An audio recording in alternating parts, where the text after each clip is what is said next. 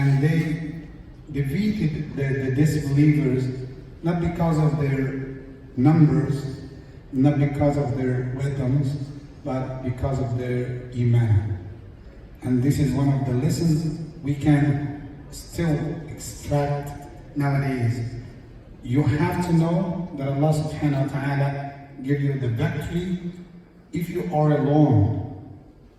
And you remember what happened with Sayyidina Ibrahim alayhi salam. Allah gave him the victory even after they tried to make plots against him to kill him or to put him in the fire, but Allah saved him. And it gives us the message. You don't need to have large number. You don't need to have group of people to protect you. Even if you are alone, but you have the solid iman inside your heart, you will be granted the victory of Allah subhanahu wa ta'ala. And just wanted to share with you today some of the incidents happened between the time of Badr and the Battle of Uhud. So we know that the Battle of Badr happened at the second year of Hijrah, exactly in Ramadan, in the day of 17th of Ramadan. So probably like the middle of Ramadan. And Allah subhanahu wa ta'ala granted that victory to the Muslims. And we have two of the famous of the leaders of Quraysh at that time, the disbelievers. They had been killed in that battle, like Umayyah ibn Khalaf, and the other one is Abu Jahl.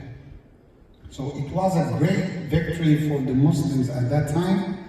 And the people even in the Arabian land started to talk about that victory, that just 317 Muslims defeated almost like 1,000 of the disbelievers. And they didn't have weapons, and those people were fully armed, and still they defeated him.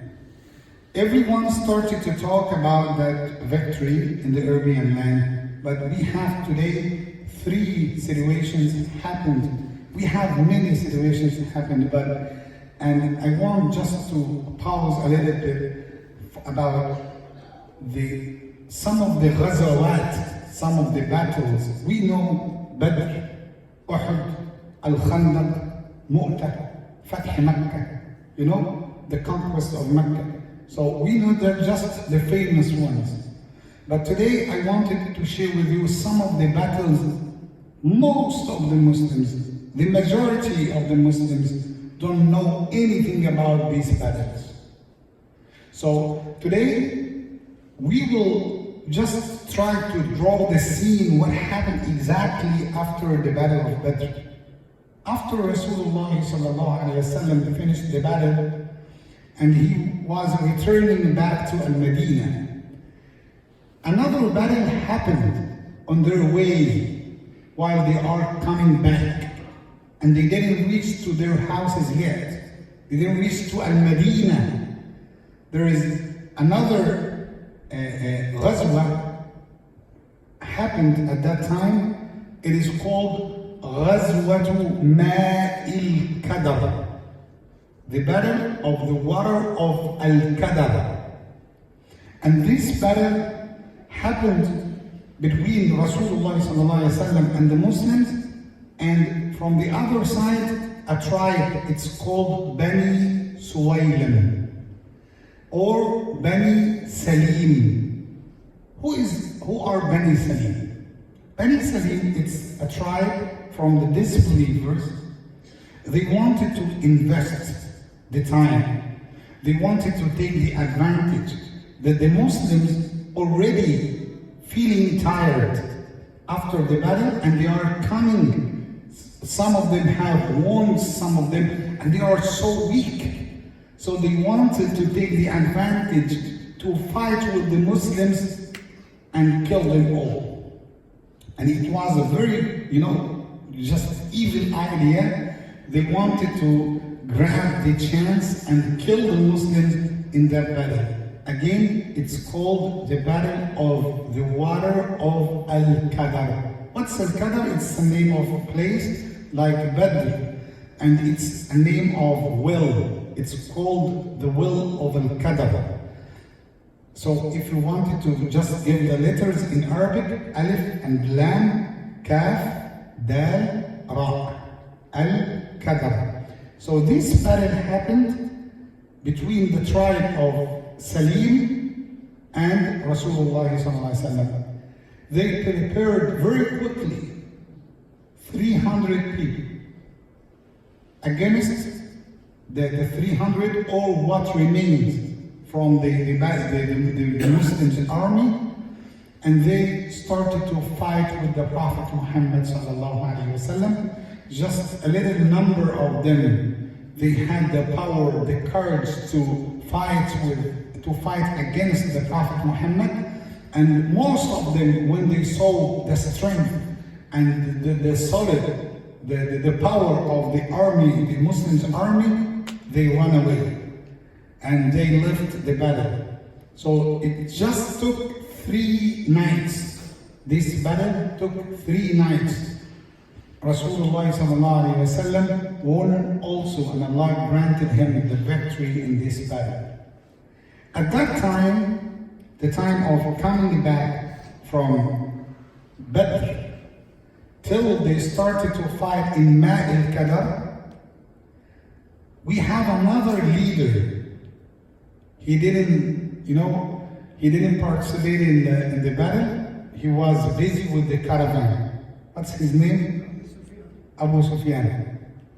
So Abu Sufyan, when he got the news that Muhammad sallallahu alaihi wasallam won in the battle, he prepared 200 of the disbelievers of Quraysh, and he taught them to fight the Prophet sallallahu alaihi wasallam again.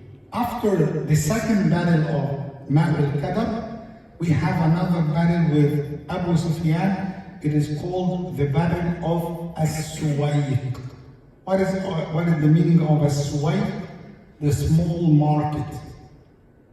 They faced each other in a place, it is called the small market. So we call it As-Suwayq.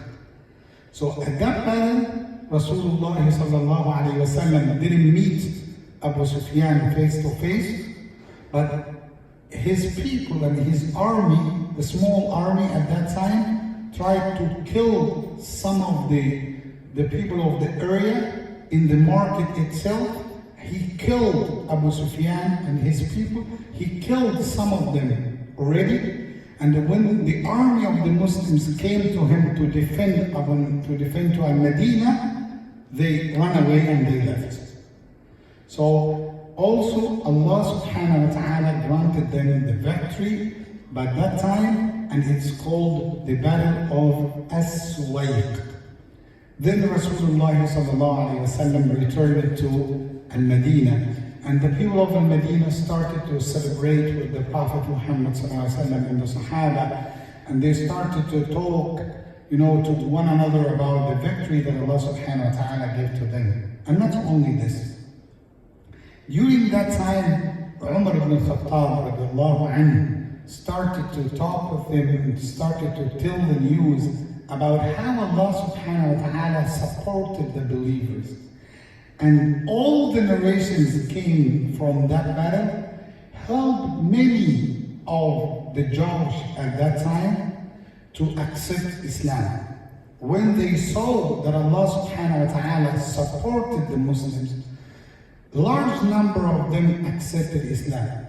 And now the Muslims has the good name, and they had the honor of having army, and that army had the experience, and they fought against Quraysh. Allah granted them victory. So everyone started to respect them. And as I told you last time, it doesn't matter that you have the truth. Sometimes you need, with that truth, to have power to protect you.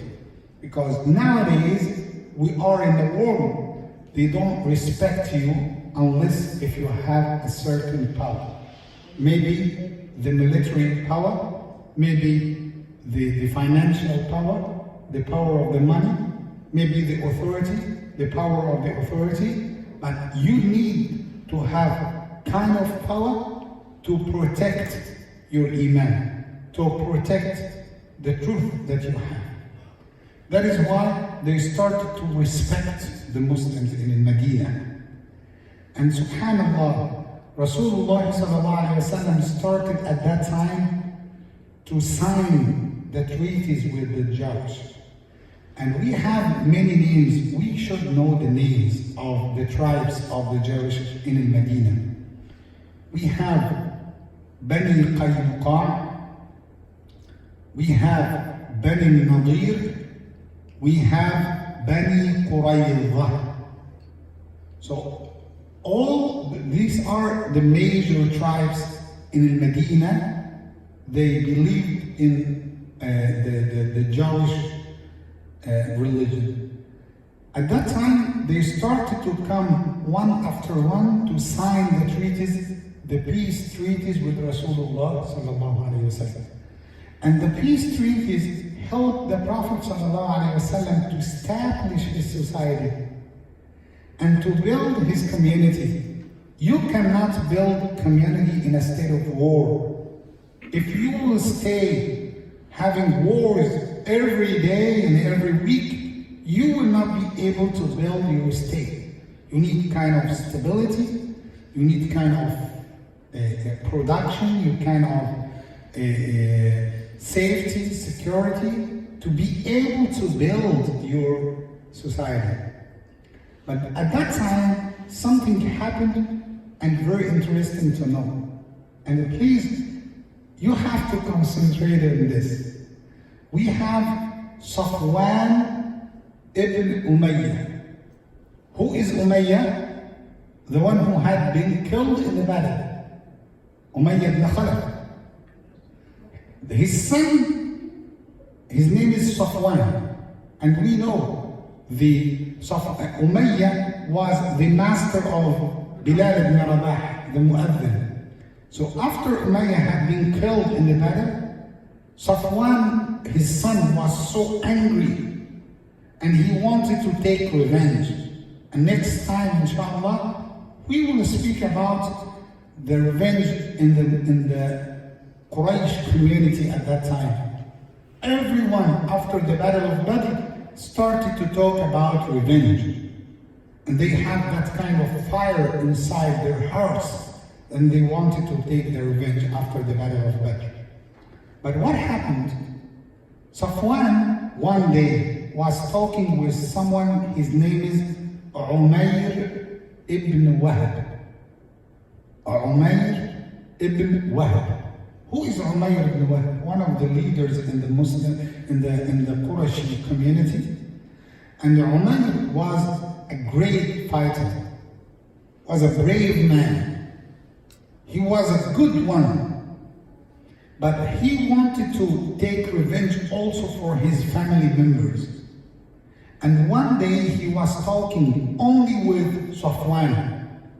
And Safwan was talking about how we can take revenge and kill Muhammad. Now our target, our aim, our main goal, to kill Muhammad himself. If we kill Muhammad, we will destroy that religion and we will destroy that community.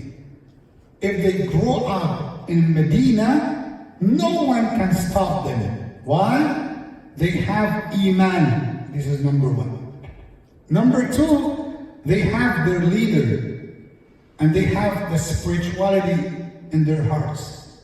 That is why they wanted to kill the Prophet ﷺ in early time in Medina to destroy his da'wah completely. And now, Safwan, while he's talking with Umayr, and I need you to focus in the conversation, what happened. Safwan said, what about taking revenge and killing Muhammad? Umayr said, do you know, I can make it. I can kill Muhammad and I can't end up his mission at all. But the problem, I have two things, just two issues. Number one, I have debts. I have to work to pay my debts. Number two, I have family. I have kids. I have many children. I need to take care of them. Now Safwan came up with a suggestion, with idea, and he told him, so if I started to take care of your debts, if I paid all your debts, and I took care of your family, so what you will say? He said, really? You will take care of my family? He said, yes. Your family will be mine. And your kids, they will be as mine. Whatever I will give to my children, I will give to your children too. Even if I brought gifts, I will give to your children the same gifts. So don't worry about this one. I will cover this issue. Umayr, now the man gave him the idea, and he said, if the case so, if you will do like this, now I will go to Muhammad. But here is the situation. I need you to keep it secret. No one, even your wife, even your mother, even my wife, even my family members, no one has to know that I will go to kill Muhammad. Keep it between me and you. And they agreed together. No one listened to that conversation. He started to prepare his sword, and he put that sword in the poison. Just one hit with that sword can kill Rasulullah sallallahu alayhi wasallam, the Prophet Muhammad sallallahu alayhi wasallam. Just one hit. And he traveled to Al-Madinah. It took 2 weeks to reach to Al-Madinah. And at that time, Safwan wanted to prepare the Qurashi society to get the good news.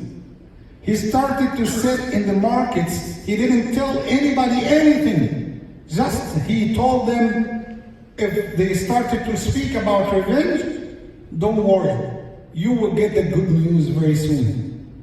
You will hear a good news very soon. And nobody knew anything about Umayr ibn Wahb. That Umayr traveled to Al-Madinah. Nobody, even his children, even his wife. He reached to Al-Madinah. The first one saw him, Umar ibn al-Khattab, radiallahu anhu. Once Umar saw Umayr, he said, the enemy of Allah came for something. That enemy came for something. He had the bad intention to do something bad. That is why he went to him. And he told him, Umayr, hey, why you came? He said, I came to meet Muhammad. He didn't say Rasulullah, of course. I came to meet Muhammad, sallallahu. I came to meet Muhammad. So Umar ibn al-Khattab went to the Prophet sallallahu alaihi wasallam in his house. And he said, Ya Rasulullah, Umayr came. And I think he's willing to do something bad. So what do you say? What do you think? The Prophet sallallahu alaihi wasallam said, bring him to me. Do not worry. Allah is protecting me. So they brought him to Rasulullah sallallahu alaihi wasallam, and the narration says that Umayr was holding his sword. If that man will do something, just one click from Rasulullah sallallahu alaihi wasallam, he will kill him. Umayr, when he entered to the Prophet to meet the Prophet Muhammad sallallahu alaihi wasallam, he put the sword around his neck. And in that tradition, in that custom at that time, it is kind of insulting to meet somebody and you are putting the sword in your neck, around your neck. And subhanallah, Rasulullah sallallahu alayhi wa sallam, once he met him, he told him, Umayr, why did you come?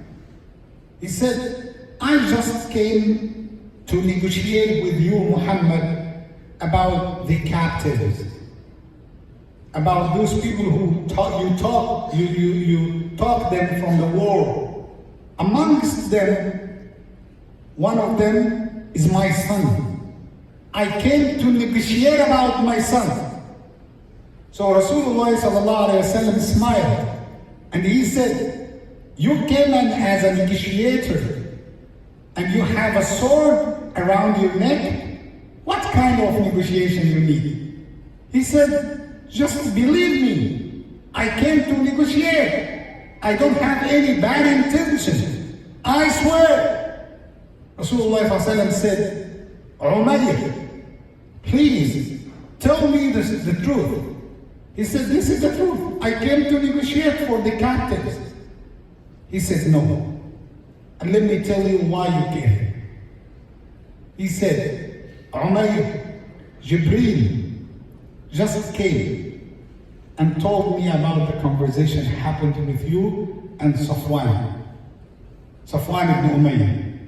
Shall I tell you what you spoke about? He said, yes. What happened? We didn't speak. He said, no. You spoke about how you killed me. And you said, I can do it. But just I need someone to pay my debts and I take care of my family. And he agreed. And you accepted to come and kill me and he will take care of your family members. Is that right? And the man got shocked. He said, who told you? No one listened to me. Even my wife doesn't know anything about that conversation. He said, my Rabb, my God, Allah told me about the conversation. So Umayr said, Ashhadu an la ilaha illallah wa ashhadu annaka Rasulullah. He has to be a messenger. And that man, no one knew about what happened. He has to be a messenger. That is why he declared Shahada and he accepted Islam. And Rasulullah sallallahu alayhi wa sallam honored him and said, give him the captives free. Give him the captives free. His son and the rest of them. And the man was so happy. And he said, Ya Rasulullah, oh the messenger of Allah. Now you can see the difference. Oh Muhammad, I need to kill Muhammad. And now, oh messenger of Allah, oh Rasulullah, I was one of your enemies. I was committing the plots to kill you. Now I need to support the da'wah. Allahu Akbar. And here is one of the lessons. I need to support da'wah. Subhanallah. Just few minutes enter to Islam and he needs to serve da'wah. Can you imagine? We have Muslims nowadays just busy with how to eat, how to drink, how to work, and that's it. They didn't ask themselves, how can I serve Allah? How can I serve the religion of Allah? How can I support da'wah? You can print some of the documents. You can spread da'wah through the internet. You can spread da'wah at least amongst your family members. You can do that. Umayr wanted to support the da'wah, wanted to serve his religion, his new religion. He's recently turned to Islam. So he came to the Prophet and he said, how can I serve the religion? I know many people in Mecca, so I need to stay in Mecca. I will never stay in Medina. So Rasulullah gave the command to the Sahaba to teach him the basics of the deen, the fundamentals of the religion itself. And subhanallah, they taught him how to pray, how to make wudu, how to fast. They taught him how to recite Quran. They taught him about the pillars of the deen. And now he had the knowledge. That is why this is one of the messages. You cannot build any community without knowledge. Without knowledge, you cannot build any community. Umayr now became one of the ambassadors about Islam. One of the imams that he conveys the message of Islam. He got the knowledge and he went back to Mecca. And look at the difference between the situation when he left Mecca and when he returned to Mecca. He returned as a winner, as the one who scored and got victory. He came as a Muslim, he came as Imam, and he came with the captives, free, without anything. He gave them as a gift to Quraysh, and people started to gather around him. What happened to Umayr? Even Safwan came to him and he said, what happened? Did you kill Muhammad? He said, no. He said, what happened? He said, I became Muslim. He sent him to kill Rasulullah, and he returned back as a Muslim, as a preacher, the one who is conveying the message. Subhanallah. And he, at that time, started to convey the message to everyone. And alhamdulillah, it was a good sign for the Muslims at that time after Badr. After Badr, the Muslims got a good name all over the Arabian land, that they have a solid community, they have very powerful army, they have Iman in their hearts, they can defeat anyone. And just before I finished, I wanted you to get the main message. How the Muslims got all of this? By one way, Iman. Iman, just faith. When you have faith, when you believe in Allah, when you follow the commands of Allah and His Messenger, you will get the victory. Just rely in Allah subhanahu wa ta'ala, trust in Him, and He will provide it to you. But if you disobeyed Allah, if you didn't follow the commands of the Prophet Muhammad, everyone can defeat you. They can easily defeat you. And this is what happened in the second battle, Battle of Uhud. Inshallah, next time we will speak about Uhud. What happened exactly before Uhud, how Quraysh prepared, the army to defeat the Prophet Muhammad ﷺ and to defeat the Muslims' army, and what happened exactly, why the Muslims lost that battle, why they lost the battle of Badr, and what happened exactly to the Prophet Muhammad sallallahu alaihi wasallam. Jazakumullahu khairan. And may Allah subhanahu wa ta'ala grant all of us the knowledge of Islam, and may Allah subhanahu wa ta'ala grant all of us the deep understanding for our religion. Allahumma ameen. Assalamu alaikum wa rahmatullahi wa barakatuh.